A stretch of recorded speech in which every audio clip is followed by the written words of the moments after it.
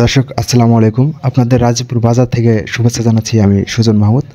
দর্শক আপনারা দেখতে পাচ্ছেন রাজীবপুর উপজেলা নির্বাহী অফিসার জনাব তানভীর আহমেদ বাজার মনিটরিং এবং পলিথিন জব্দে কিন্তু তিনি আজকে ভ্রাম্যমাণ আদালত পরিচালনা করছেন। তার সঙ্গে রয়েছেন জনাব ইসমাইল হোসেন প্রোগ্রামার রাজীবপুর উপজেলা, সাথে রয়েছেন যুব উন্নয়ন কর্মকর্তা সহ প্রশাসনিক কয়েকজন কর্মকর্তা, আনসার বিডিপির কর্মচারী বা সদস্যরা আজকে বাজারে ভ্রাম্যমাণ আদালত পরিচালনা করে তিনি বিভিন্ন দোকানে থাকা যে পলিথিন ব্যাগগুলো রয়েছে সেগুলো জব্দ করেছেন এবং বেশ কয়েকটি দোকানে কিন্তু এই পলিথিন ব্যাগ রাখায় সেই দোকান মালিকদের কিন্তু জরিমানাও করা হয়েছে।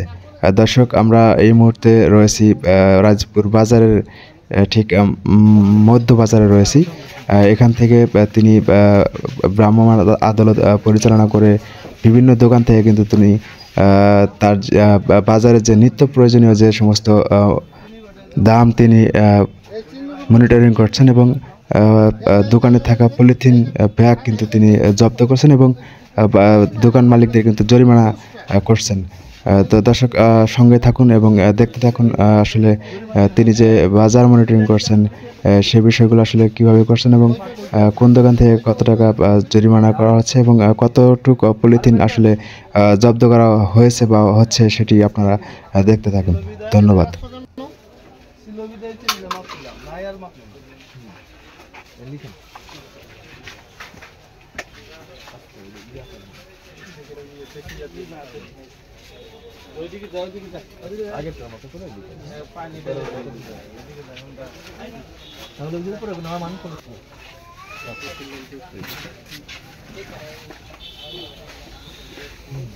বুট কত করে? বুট 125 টাকা। সাব্বির রহমান ফুকন এগুলো সব জব্দ তালিকায় রাখেন। কি আছে বল আছে আপনার? সব চিনি গুলো ঢালবো না। বস্তা কো চিনির বস্তা কোথায়? চিনির বস্তা মধ্যে চিনি থাকে।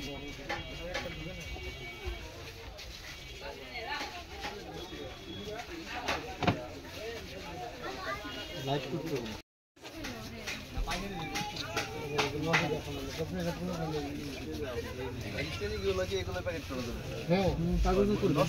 কাগজে করবেন। কি কাগজটা? কাগজের ঠোঙ্গা, এই ঠোঙ্গার মধ্যে দিবেন। ঠোঙ্গার মধ্যে ঘামবে না।